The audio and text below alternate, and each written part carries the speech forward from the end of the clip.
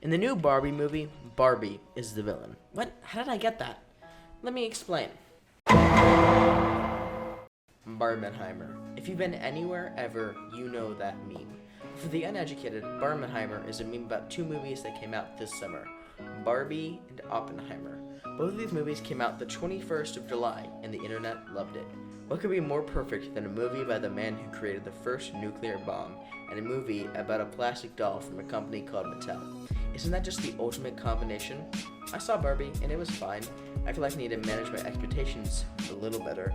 That's a topic for a different video. The topic of this video is Ken and Barbie. All of them.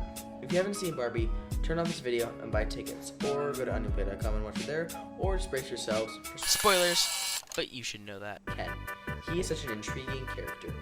Ken was made to accompany Barbie. It was always Barbie and Ken. But this movie changed that. They didn't make it a love story about Barbie and Ken. They let them both be their own people. And honestly, the Barbies were terrible in the beginning. They spent no time with the Kens, made them live on the beach, and never gave them the time of day to intrigue their romantic interests. Ken learned all of these cool things when he went out in the real world with Barbie.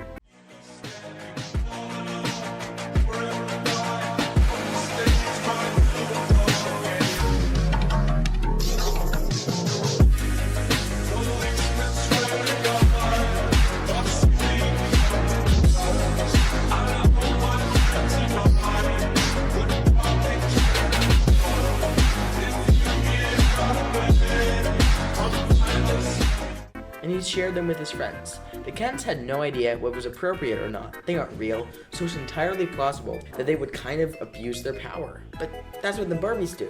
The Barbies abuse their power, but when the Barbies saved the day, instead of giving the Kens homes or even political positions as they should, they just shove them back into their own inferior spot, which isn't fair. I know this movie is trying to show the power that women have. They absolutely should have equal roles with men, but that doesn't mean men should have nothing.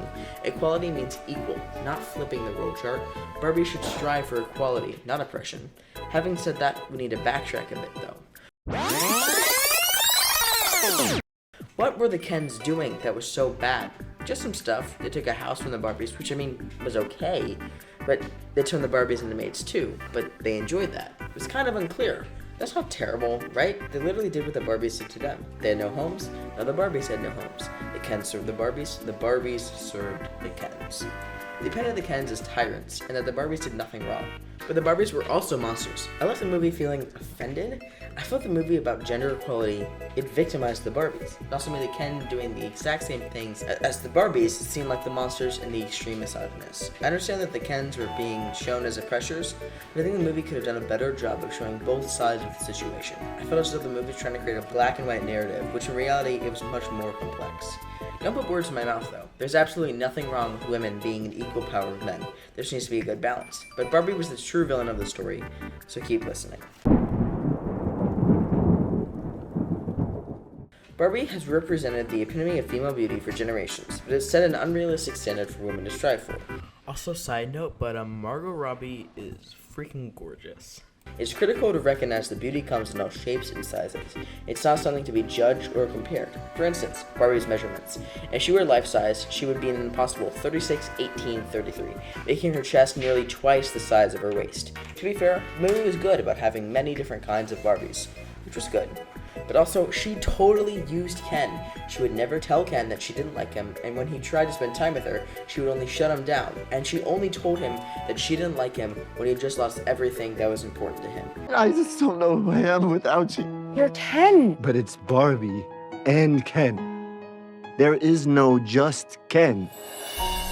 Doesn't seem to matter what I do. I'm always number two. No one knows how hard I tried. I have feelings that I can't explain. They're driving me insane. All my life been so polite, 'cause I'm just Ken. Anywhere else I'd be a 10. Sorry that clip ran a little long. I was just so enthralled by his Ken energy. My bad. Well, back to the video. She was so selfish and never once thought about how her words and actions affected him. She never showed any empathy and was only thinking about herself. Ken deserved so much better. Chapter 2. The Retention.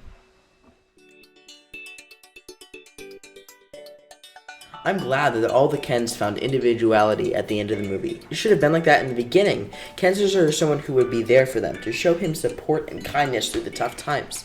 She'd have been more understanding and showed some compassion. It was sweet that she inspired him to be his own man, but to me, it was too little too late. Now for some positives of the movie. The music.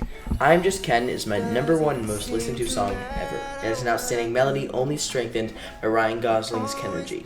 His voice is like a soothing balm that can comfort any headache. The lyrics instantly make you want to dance, and the beat is contagious. It's a lively number that brings joy to anyone who listens. The song is a great example of the power of music to bring happiness and joy to people. It's a great reminder of the positive effects of music and how it can lift your spirits and bring us comfort. The song shows that it's okay to just be you, and you don't have to meet wild expectations. Speaking of wild expectations, I'm about to meet them with today's video sponsor, Temu. Temu, if you've heard of it, it's an online shopping site where you can buy anything for cheap.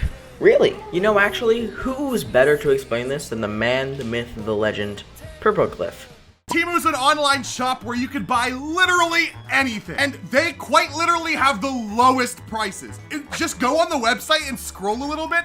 It's so much fun. Not only that, by using the code AFR53069, not only do you get an insane deal, I also get a kickback, and you might just get free shipping. Temu offers 2 crazy deals for first-time users. The typical price of a Nintendo Switch OLED is around $350. But if you are first-time users of Temu, they give you the big discount of only $299. And with my code right here, you can save even more. Also, if you love to play Legend of Zelda, you can get the game for only $39. Awesome deal, you've got to get it. Thanks to Temu for sponsoring this video, and thanks for the cat ears.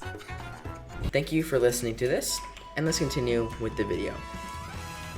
Just kidding, there's no more video. Thank you for watching, liking, subscribing, and remembering that you will forever and always be enough.